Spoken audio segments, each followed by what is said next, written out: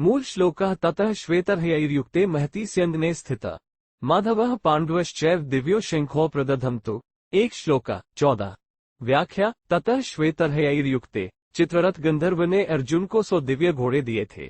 इन घोड़ों में यह विशेषता थी कि इनमें से युद्ध में कितने ही घोड़े क्यों न मारे जाया, पर ये संख्या में 100 के 100 ही बने रहते थे, कम नहीं होते थे। ये पृथ्वी, स्वर्ग आदि सभी स्थानों में जा सकते थे। इन्हीं 100 घोड़ों में से सुंदर और सुशिक्षित 4 सफेद घोड़े अर्जुन के रथ में जुटे हुए थे। महती स्यन्दने स्थिता, यज्ञों में आहुति रूप से दिए गए घी को खाते खाते अग्नि को अजीर्ण हो गया था। इसीलिए अग्निदेव खांडववन की विलक्षण विलक्षण जड़ी शून्य बूटियां खाकर जलाकर अपना अजीर्ण दूर करना चाहते थे, परंतु देवताओं के द्वारा खांडववन की रक्षा की जाने के कारण अग्निदेव अपने कार्य में सफल नहीं हो पाते थे।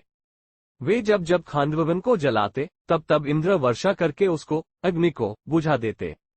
अंत में अर्जुन की सहायता से अग्नि ने उस पूरे वन को जलाकर अपना अजीर्ण दूर किया और प्रसन्न होकर अर्जुन को ये बहुत बड़ा रथ दिया। 9 बैलगाड़ियों में जितने अस्त्र शस्त्र आ सकते हैं उतने अस्त्र शस्त्र इस रथ में पड़े रहते थे। ये सोने से मड़ा हुआ और तेजों में था। इसके पहिए बड़े ही दृढ़ एवं विशाल थे। इसकी ध्वजा बिजली के समान चमकती थी। ये ध्वजा 1 योजन 4 कोस तक फहराया करती थी। इतनी लंबी होने पर भी इसमें न तो बोझ था, न ये कहीं रुकती थी और न कहीं वृक्ष आदि में अटकती ही थी। इस ध्वजा पर हनुमान जी विराजमान थे।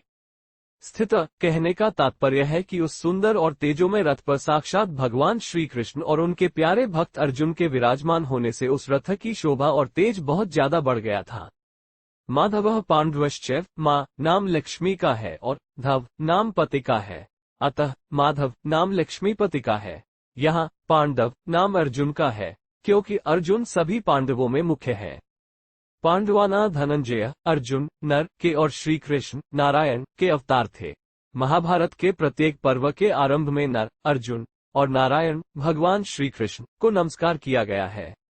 नारायण नमस्कृत्य नर चैव नरोत्तमम। इस दृष्टि से पांडव सेना में भगवान श्री कृष्ण और अर्जुन ये दोनों मुख्य थे।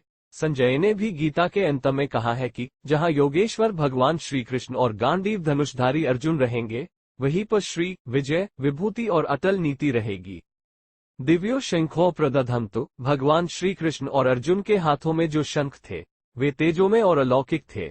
उन शंखों को उन्होंने बड़े जोर से बजाया। यहाँ शंका हो सकती है कि कौरव पक्ष में मुख्य सेनापति पितामह भीष्म है, इसलिए उनका सबसे पहले शंख बजाना ठीक ही है, परंतु पांडव सेना में मुख्य सेनापति धृष्टद्युम्न के रहते हुए ही सारथी बने हुए भगवान श्री कृष्ण ने सबसे पहले शंख क्यों बजाया? इसका समाधान है कि भगवान सारथी बने चाहे महारथी बने, उनकी मुख्यता कभी मिट ही नहीं सकती। वे जिस किसी भी पद पर रहें सदा सबसे बड़े ही बने रहते हैं, कारण कि वे अच्युत हैं, कभी च्युत होते ही नहीं। पांडव सेना में भगवान श्री कृष्ण ही मुख्य थे और वे ही सबका संचालन करते थे। जब वे बाल्यावस्था में थे उस समय भी नंद उपनंद आदि उनकी बात मानते थे। तभी तो उन्होंने बालक श्री कृष्ण के कहने से परंपरा से चली आई इंद्र पूजा को छोड़कर गोवर्धन की पूजा करनी शुरू कर दी।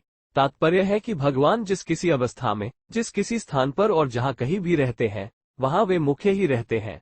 इसलिए भगवान ने पांडव सेना में सबसे पहले शंख बजाया। जो स्वयं छोटा होता है वही ऊंचे स्थान पर नियुक्त होने से बड़ा माना जाता है।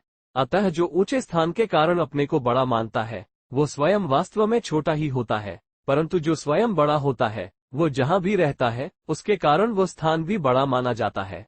जैसे भगवान यहाँ सारथी बने हैं तो उनके कारण वो सारथी का स्थान पद भी ऊंचा हो गया। संबंध। अब संजय आगे के 4 श्लोकों में पूर्व श्लोक का खुलासा करते हुए दूसरों के शंखवादन का वर्णन करते हैं।